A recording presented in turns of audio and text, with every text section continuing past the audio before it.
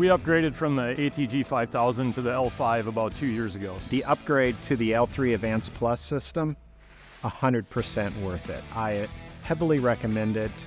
I do personally to anybody that I know that has it, friends of mine, colleagues that are, in other aircraft that are flying with the Gogo system, and nobody has been disappointed yet.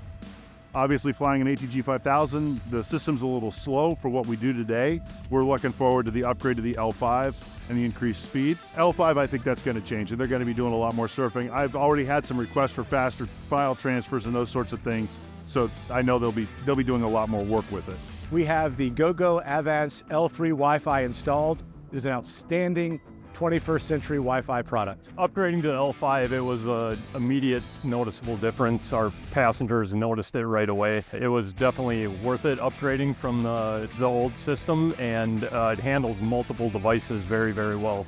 The performance has been rock solid. Our history proves a lot, hundreds and hundreds of installations and kits, but it's the people, it's the consistency of the leadership and their strategy, that we've, and technology changes, sure, every day, every year.